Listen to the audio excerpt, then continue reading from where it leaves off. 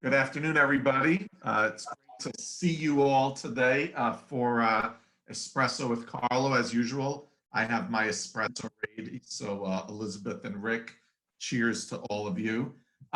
We are very happy to have Rick Cotton with us today, Executive Director of the Port Authority of New York and New Jersey. Obviously, a critical part of the infrastructure, not really for just New York, New Jersey, but for the entire region and the country. So we'll hear from Rick in just a couple of minutes. But I did want to welcome a special guest with us today, our chair of the New York Building Congress, Elizabeth Velez, who is the president of the Velez organization. And we decided that given the times we are living in, it would be important to have sponsors for Espresso with Carlo. And our chair is our first sponsor of this event. And I think it's been so successful that we're going to continue this moving forward, and we'll be announcing in a little while next week's guest. So Madam Chair, please give us a welcome and thank you for being the first sponsor of Espresso with Carlo. Thank you, and welcome everybody. Good afternoon, and let me say, especially, we miss you. We miss you, we miss you. So very much.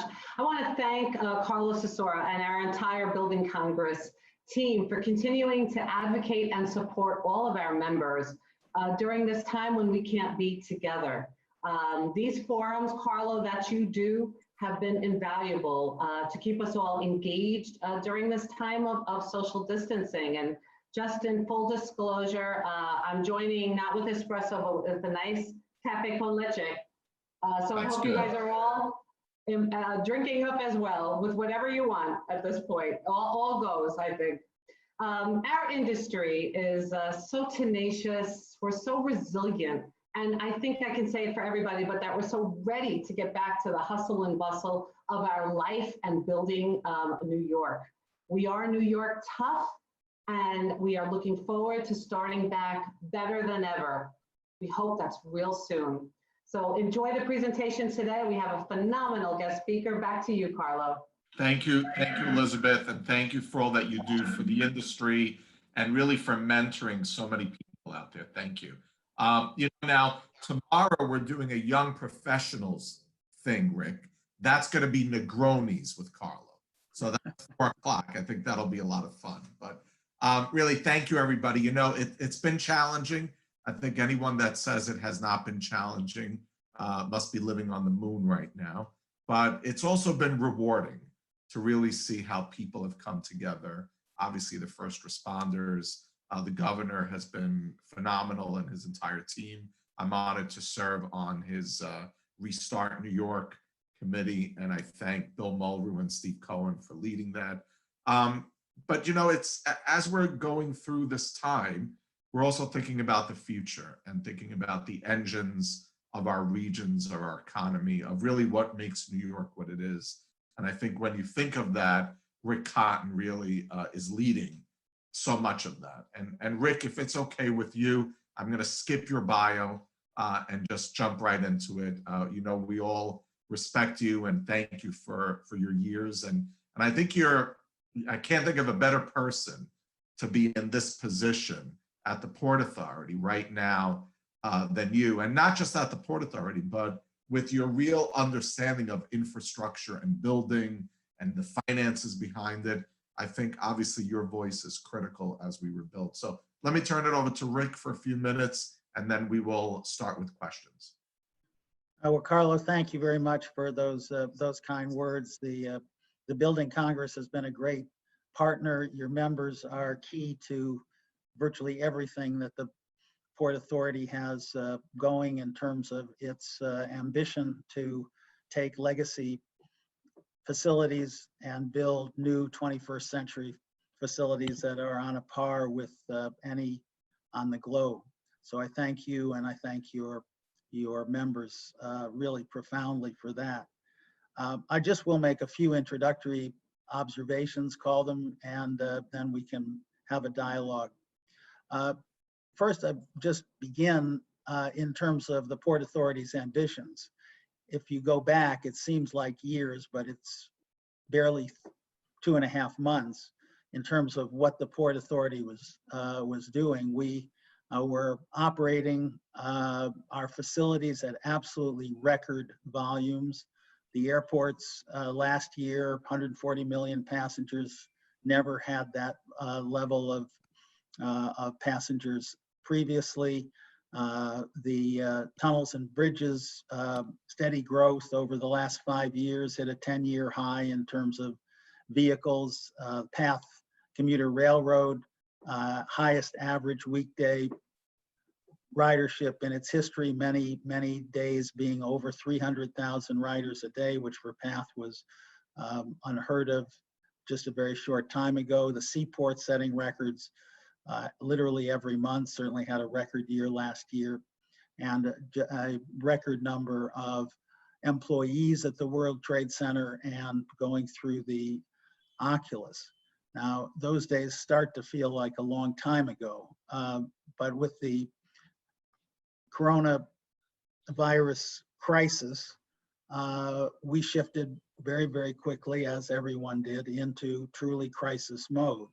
Our first priority was to keep our employees safe, and in parallel with that, to continue keep our facilities open and operating in every single Port Authority facility. The airports, the tunnels and bridges, the bus terminal, PATH, the seaport, World Trade Center have continued to operate and to serve essential functions, carry essential workers. I'm very proud of that, but I really must extend my enormous thanks and gratitude to the employees of the Port Authority, the essential employees who have continued on the front lines, the operating staff, the police department, everyone who, in order to carry out their job, has to be at a facility and on the front lines to serve our responsibilities, continue to do that. I'm really happy to say that as we worked with the employees, have to also thank the leadership of the unions, union workforce, which has continued to serve just extraordinarily over the period of the crisis. We have wound up with a steadily declining number of employees on quarantine. Happy to say that in the last week, we have had only one employee test positive. We are less than 150 employees on quarantine, and we have developed key operating procedures where it's not only we have nearly 3,000 employees working remotely. We have employees divided into A and B teams so that we are sure that we maintain skill sets, social distancing, eliminated any kind of situations where employees come together in even moderately large groups. And we've changed all the practices. We can talk about this more if you'd like, in terms of how we operate our construction projects in partnership with many of your members. And so in terms of the crisis, we are now in a mode, we have adapted. It is very challenging, as you pointed out, to continue to operate under these circumstances, but we are operating and we are keeping our employees safe. In terms of the operation of the facilities themselves, again, if you went back in terms of our prior ambitions, we were committed to a $37 billion capital plan, highest in the Port Authority's history. We've committed to the safety and security of our travelers using our facilities. We were committed and moving up the curve in terms of trying to improve customer experience. And we were highly focused on ensuring and moving up the curve in terms of operating excellence, sustainability, and doing so with great attention to integrity and focusing on diversity in both our contracting relationships and our workforce. The challenge now is looking forward, and we are very focused on moving forward. Now, the first thing I have to say, and this is a development of the last period of time, the situation we face, everyone's probably aware of it, but the volume of travelers using our facilities has plunged. It is extraordinary.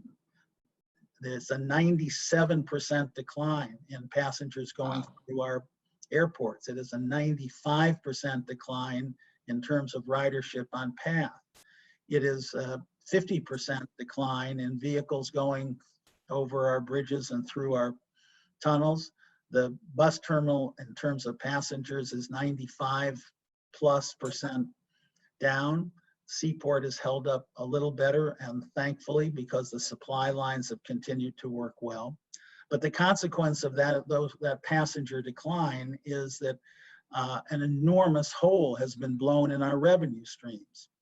Now remember, the Port Authority is self-sustaining. It does not rely on taxpayer money. It does not receive any money from New York and New Jersey.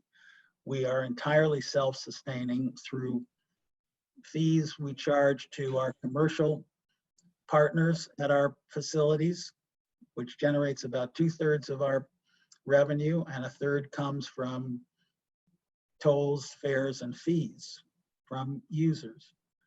But the decline in volume means that across the board, our revenues have plunged. That is the entire source of what supports the Port Authority. It is the entire source of what supports our capital spending. It is what underlies our ambition, not only to operate at a high level of excellence, but to continue to build first-class, 21st century, global standard facilities. Our estimate is that our revenues will fall, compared to what they have been, by $3 billion over the next 24 months. It is not possible to sustain our plans with that level of revenue loss. And so we have gone to the federal government and we have asked that as they develop their funding plan, which they're currently engaged in, to provide aid to state and local governments, taking account of the impact of the crisis on state and local governments across the board, that the Port Authority be included as for what we are, which is a local government agency. We are a local government agency. We happen to be a local government agency who has 2 states as parents. That is an unusual local government agency. So that the traditional way that the Congress has approached providing aid to state and local governments are through what are called formula grant programs. And typically, as a bi-state agency that is intended to be self-sustaining, the Port Authority is not included.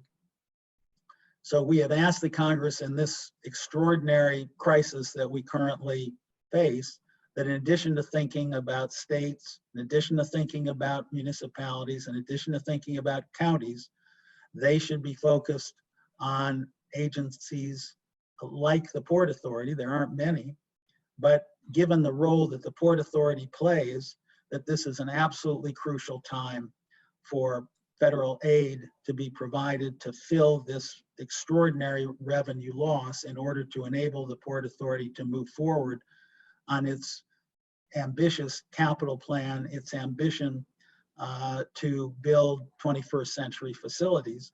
We want to be part of leading the recovery that is obviously desperately needed by the region and by the nation.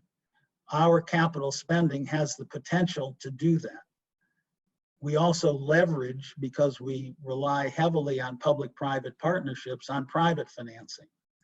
So if we can't proceed with our capital projects, the region will lose not only the Port Authority's capital spending, it will lose that is supported by our partners.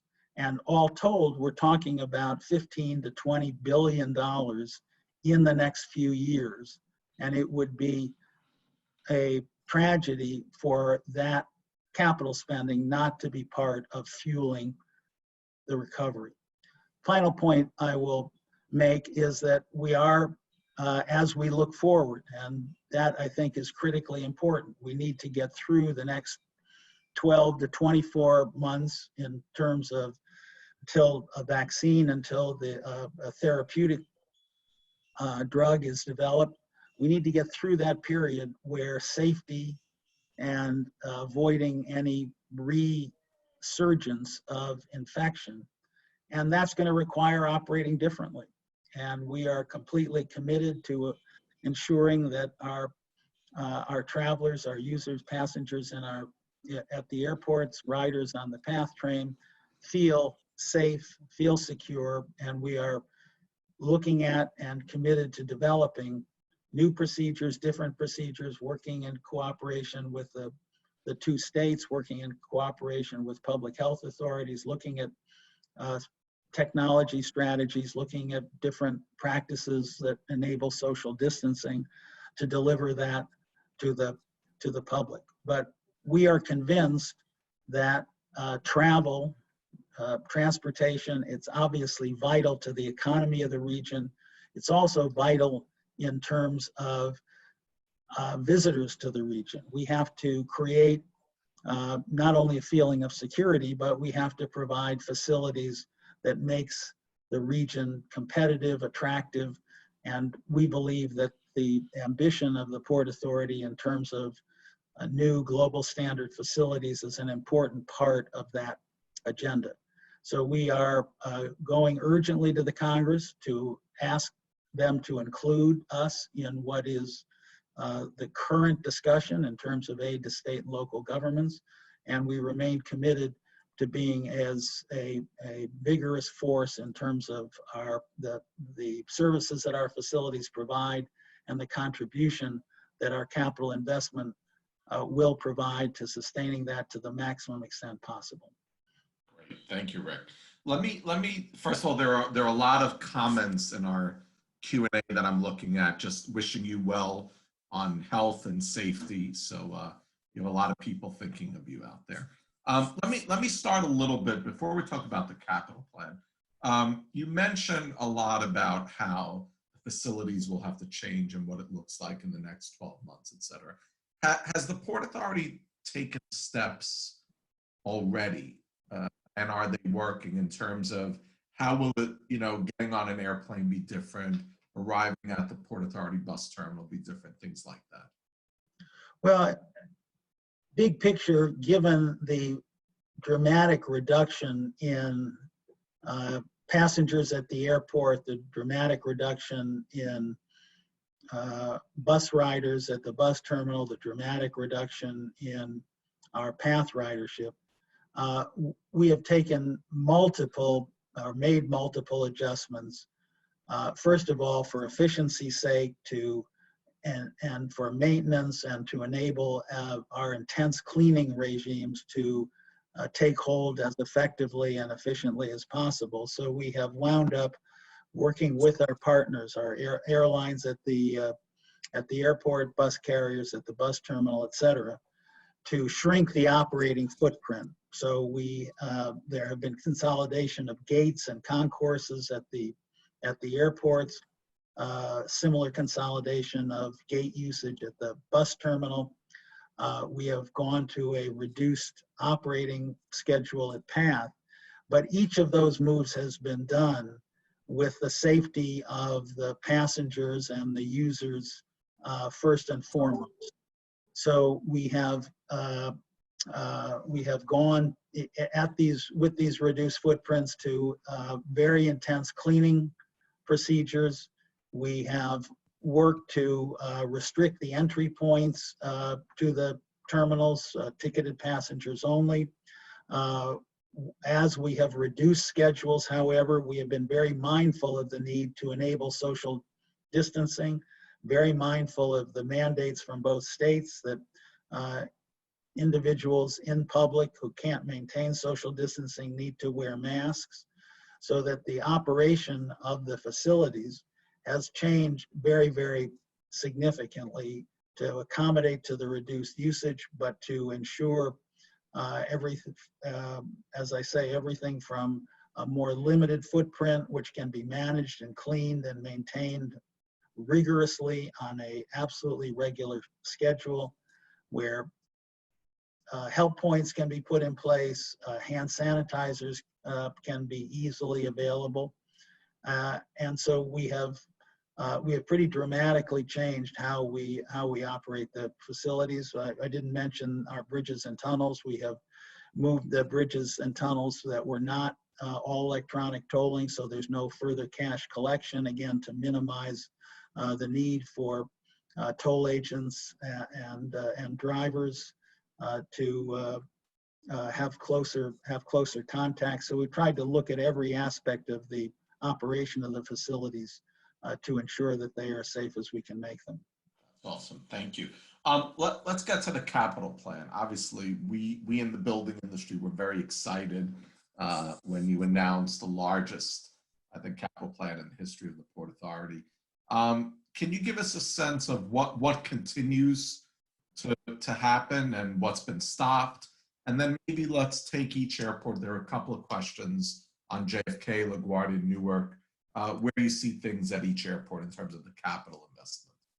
Well, the two large construction projects that are in full swing are at LaGuardia and at Newark Terminal 1. So as hopefully everyone knows, pursuant to Governor Cuomo's vision plan, we're building an entire new airport at LaGuardia. We are literally tearing down every single passenger facility, with the exception of the landmark Marine Air Terminal, and building a new.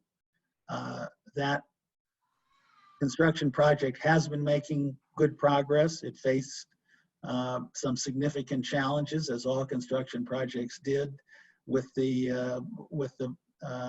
coronavirus crisis, but it continues to move forward in terms of where we are there. As of the end of last year, there was a first new concourse at Terminal B had fully opened. That's on the west side of the airport. The first new concourse at Delta had fully opened. That's on the east side of the airport. What we had announced, and it is still the case, is that the very large arrivals and departures hall on the west side of the airport, Terminal B, will open in mid-2020, and we are on schedule to do that. And construction is in full swing on the eastern side, the Delta side of the airport. Across the river at Terminal 1, that project is moving forward very, very vigorously. The steel has topped up, the curtain wall installation is moving forward, the concrete slab installation is moving rapidly forward, the roadway construction is moving forward, the taxiway improvements are moving forward. So both of those construction projects are fully engaged.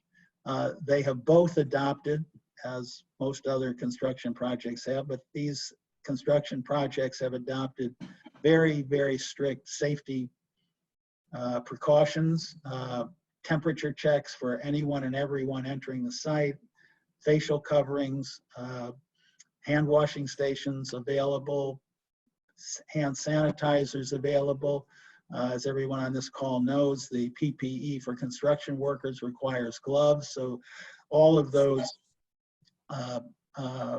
requirements are very strictly enforced. I might say that the Port Authority has taken on an inspection responsibility and obligation in terms of our construction sites, to be sure that the safety mandates are in fact being followed. There are many, many more. We could talk more about that, but those construction sites operating now under those new safety precautions continue to move forward.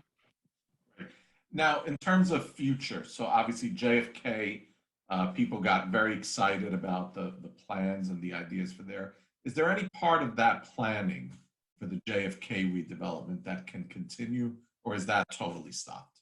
Well, that's the problem, Carlo. That is why we're in Washington, and that is why I might say to everybody who's listening to this, we'd appreciate any support in terms of convincing our representatives and national representatives in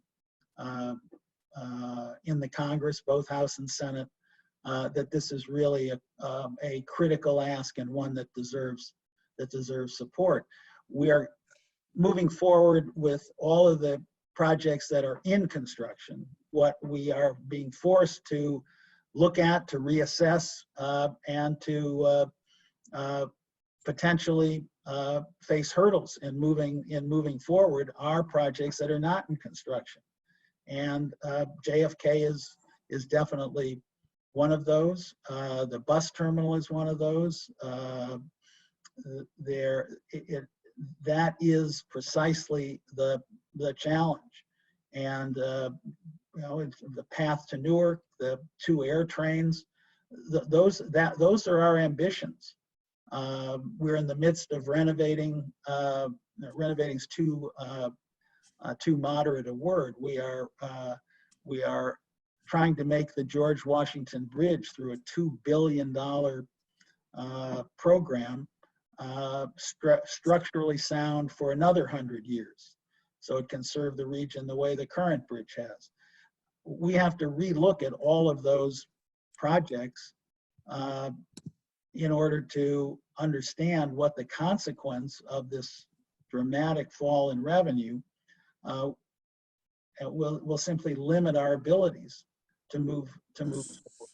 So that is precisely what is at stake, and we're trying to avoid having to triage amongst those projects. They're critical to the future of the region, and as I said at the beginning, the capital spending involved in moving forward and attracting private investment so that our dollars are multiplied by private dollars, that's what's at risk. It should play a major role in the recovery. We agree. Obviously, we're committed to the Port Authority and support the ask. I would tell the listeners, and there's several people on here that I know have relationships in Washington. If you have relationships with any particularly Republican senators right now, I think this would be the moment to reach out and talk to them about the Port Authority and the MTA equally to ensure that the funding comes into New York. Rick, do you see having to do a modification or an update to the capital plan yet, or is it too soon to think that way? Well, we need to know what Washington is going to do. We need to know we're obviously we're engaged in Washington. We're engaged in trying to look forward in terms of what will the recovery look like and over what period of time. So we have to first know what Washington's going to do. That will play an enormous role in how we view our ability to move the capital projects forward.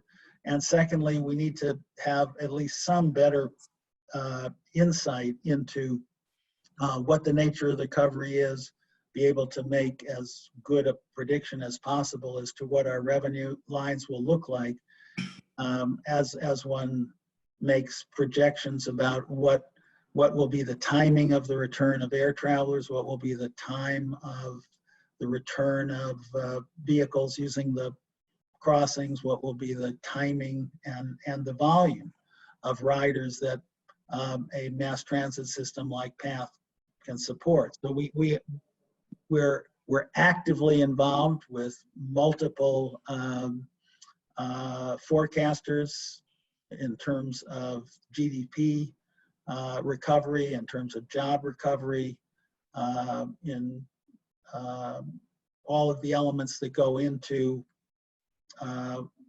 trying to foresee how travel will recover. And we need to, in order to make sensible and well-grounded decisions, we're going to need to have a little bit more experience in terms of how travel does look like it's recovering. So these are decisions that are right ahead of us in the next few months. Got it. You mentioned public-private partnerships a few times. I imagine that becomes even more critical moving forward, given the funding issues. how do you see if there are any changes in how triple Ps continue after this? Well, let's start fundamentally. The Port Authority, within construction, the primary public-private partnership tends to be a design-build contract. And we are 100% committed to where we're looking to the private sector in terms of innovation, in terms of efficiency, in terms of the speedy delivery of projects, to rely on design, build, construction, wherever possible. Without qualification, design, build is the default approach of the Port Authority. And let me interrupt. There are a bunch of questions about design build, so I'm glad we're talking about them, particularly on the procurement methods and how that looks moving forward. Well, as I say, look, if you step back and think about it from the point of view of public agency, I do want to come back to the other contributions of public-private partnerships. But on design build, from the point of view of an agency that has to go through public procurements, that's simply the sensible and sound way to ensure that competition is intense and that the public agency gets value for money. But procurements take a long time. So if you're going to do design, bid, build, you start out with the fact that you're going through two different procurements. That by definition slows down any project delivery. Secondly, from the point of view of the owner, from the point of view of the public agency, you wind up building in conflict because you wind up with finger pointing between the designer and the construction, the contractor. So those two elements, design build, in my view, it is hard to come to any conclusion other than design build needs to be the preferred procurement method. Now, we've learned a lot in terms of how to do design build bidding. But you wind up again in terms of speed with the need for only a 30% design of the building. It puts the public, the owner in general, but the public agency in particular, in the position of specifying performance. That's what the agency should care about, and leaving to the private sector how most effectively, efficiently, and best to deliver the performance specifications. And then in addition, schedule can be a very strong element of the bidding process. So the framework from the point of view of the Port Authority, from my own point of view, is that it is working with the design build framework, trying to be smart about it. There are elements where we've learned through mistake. There are elements where we've learned through success about that process, but that is the foundation and the building block. Now, the other thing that I would say in terms of public-private partnership is the financing aspect and the ability to leverage private investment. So if you look at LaGuardia, we have two separate public-private partnerships, one with LaGuardia Gateway Partners, one with Delta, both very successful. Those projects have been moving forward very effectively. There is a private sector motivation built in to both of them, and that is very important in terms of on-time delivery. There's also a skill level, again, in terms of having private sector experience in both design and building techniques. Those are things that public agencies aren't very good at. And so being able to draw on the skill of the private sector, critical. And then in addition, bringing private sector financing to the table based on projected revenues coming from the project enables scarce Port Authority dollars to leverage multiples of private dollars. And that is true of both those public-private partnerships at LaGuardia. The JFK project is planned on that same foundation. which is public-private partnerships, which in turn incorporate design, build, contracting approaches. And we are looking at every one of the additional projects going forward to replicate that to the extent that we can. So we are firmly committed to both design build and to utilizing public-private partnerships, which bring private financing to the table to the extent that that is viable. That's great. And I think that answers a bunch of questions that we had on that. I want to stay on the airports for a minute before I go to PATH. And we have about 15 minutes left. Has there been any discussion with the City of New York to extend the airport's master lease beyond 2050 to allow for a longer amortization period for private investors? Does that make sense? Well, there have been many discussions with the developers about the value of that. We are looking at that very, very hard. It is a very difficult and complicated subject. So in terms of challenge, that it was the lease was extended with extensive negotiations. The negotiations took place over a period of multiple of years. So I think in terms of the immediate term, we can't go through a full renegotiation of the lease. So I think it's highly unlikely that we wind up with or could even have the ambition to have a complete renegotiation. The question of whether there could be a somewhat emergency or shorter term extension, we need to look more closely at that possibility. Right. I want to turn to the PATH. Obviously, commuting is going to look different as people start getting back to work in a month or two.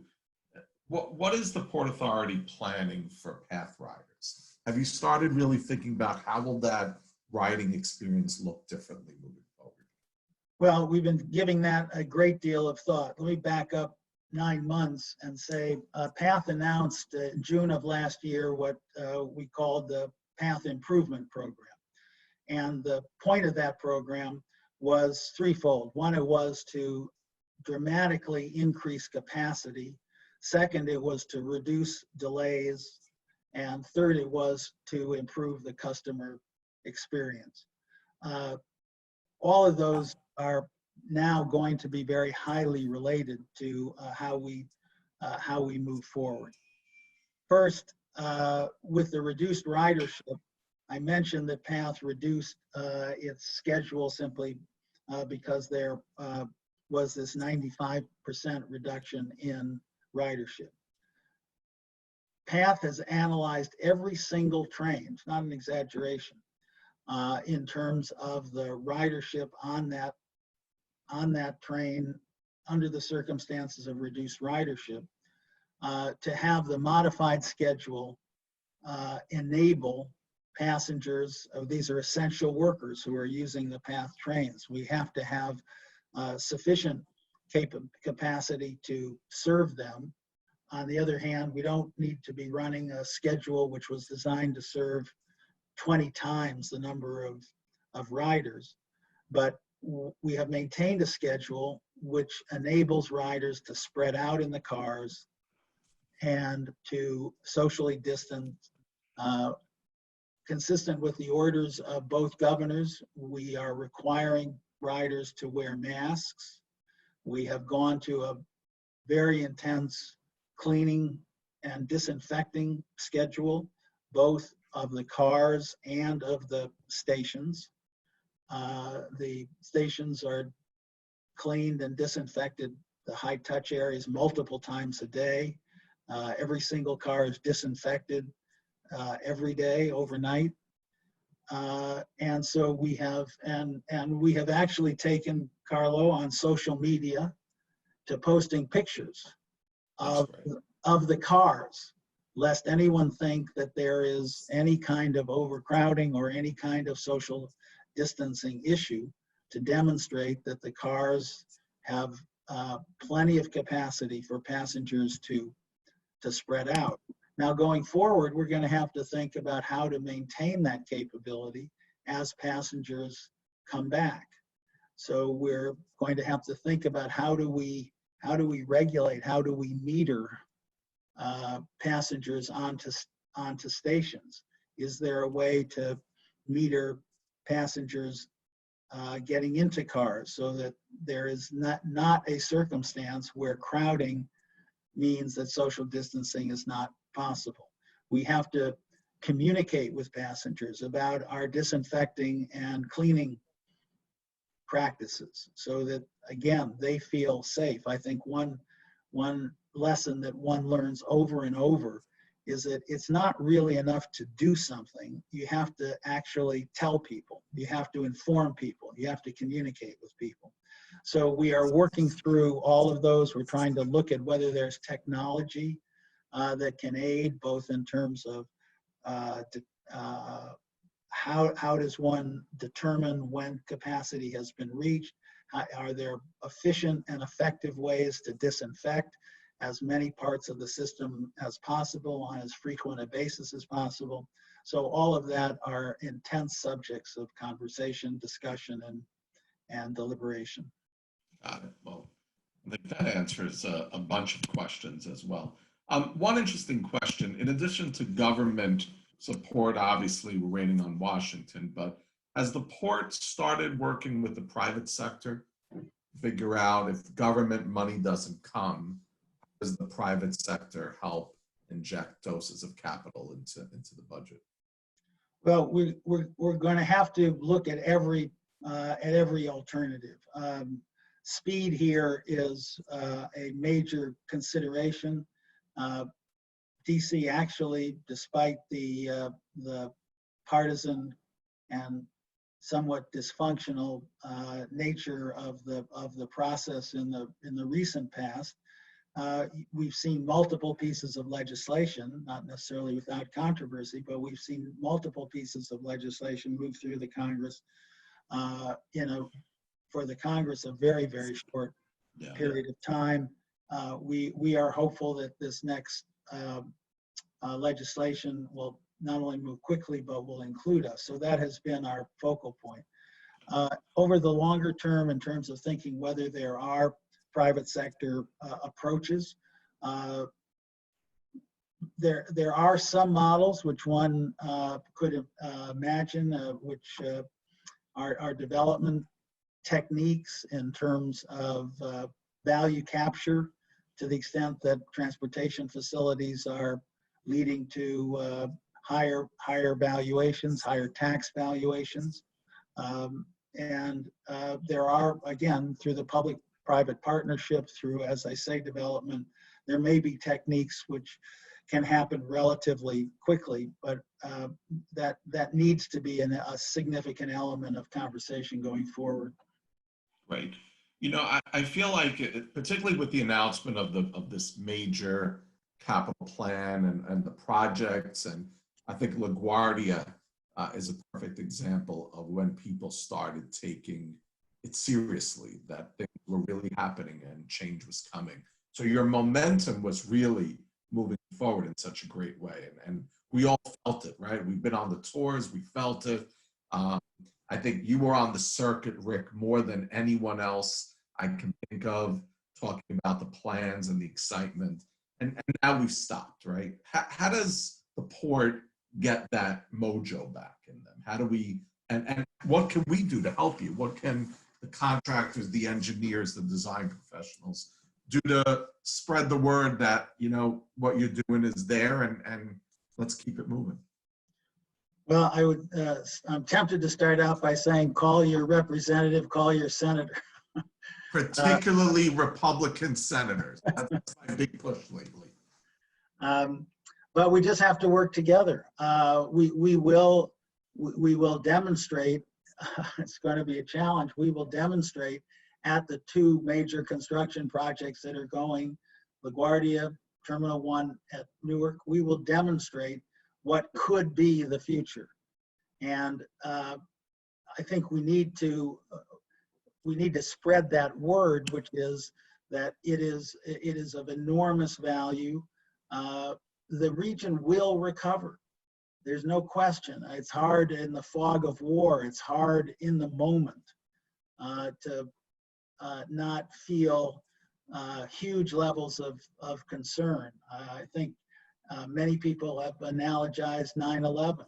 It's a terrible memory, but the concern coming out of that in terms of what the challenge was, I have to say, every time I have gone to work, I'm currently working remotely, but you walk onto the World Trade Center campus, and it is a testament to recovery and to what the region is capable of. What we have to do but it has to be fast. It has to be speedy. And so I think that all of our voices need to be focused on the future. And the question is, what can we do to speed the recovery? It's one of the reasons I'm being as outspoken as I am in terms of the need for Washington to step up with respect to this hole that's been blown in the Port Authority's revenues. Yes, we're normally self-sufficient. That's a good thing. But at this particular moment in time, when the region needs and the nation needs as strong a recovery as possible, now is not the time to leave the Port Authority in particular out, but not to step up in terms of stimulus to enable the Port Authority to be a major part of the recovery and to have confidence in that recovery.